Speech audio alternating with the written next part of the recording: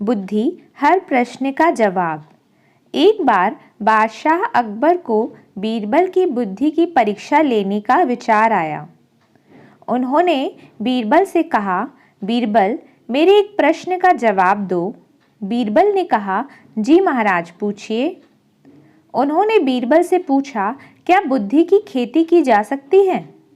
बीरबल कुछ सोचते हुए बोले, जी महाराज, जरूर की जा सकती है। यह सुनकर अकबर बोले, तो ठीक है, तुम बुद्धि की खेती करो और उसका फल हमें उपहार में दो। बीरबल बोले, जैसा जापना का हुक्म, मैं जल्दी ही बुद्धि की खेती करके उसका पहला फल आपको भेंट करूंगा। सभी दरबारी महाराज अकबर और बीरबल की बातें सुन रहे थे। वे हैरान थे कि बीरबल बुद्धि की खेती कैसे करेंगे और कैसे बुद्धि का फल बादशाह को भेंट करेंगे। दरबार के समाप्त होने पर बीरबल सीधे राजमाली के पास जा पहुंचे और बोले, माली, राज उद्यान में कद्दू की बेला पर क्या कद्दू आ रहे हैं? माली बोला, हुजूर, आ तो रहे हैं, पर अभी वे टमाटर जितने छोटे हैं।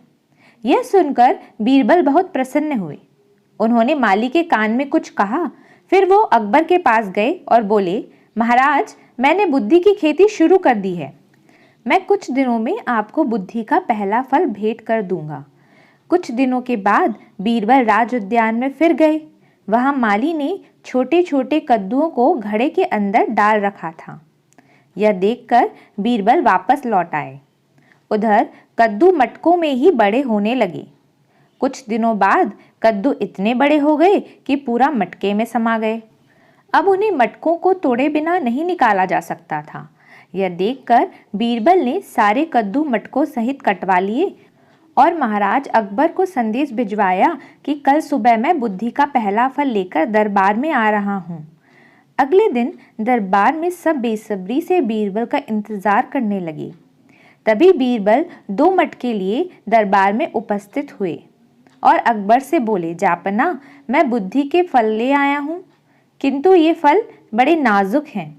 याद रहे, इन मटकों में से फल निकालते समय ना तो बुद्धि का फल कटे और ना ही मटके फूटे। यह सुनकर बादशाह हैरान रह गए। उन्होंने मटके में झांक कर देखा तो वे बहुत हंसे। वे बीरबल की बुद्धिमानी से बहुत प्रसन्न हुए। सभी दरबारी भी बीरबल की प्रशंसा करने लगे। इस कहानी से हमें यह शिक्षा मिलती है कि बुद्धि बल के सहारे असंभव को भी संभव किया जा सकता है। बुद्धि की कहीं खेती नहीं होती, पर बीरबल ने अपनी बुद्धि चातुर्य से यह भी कर दिखाई और महाराज अकबर को उनके इस प्रश्न का जवाब देकर खुश कर दिया। अगर आपको ये कहानी पसंद आई है तो हमारे चैनल को लाइक, सब्सक्राइब और शेयर करिए और कमेंट करके बताइए कि आप और कौन सी कहानियाँ सुनना चाहते हैं।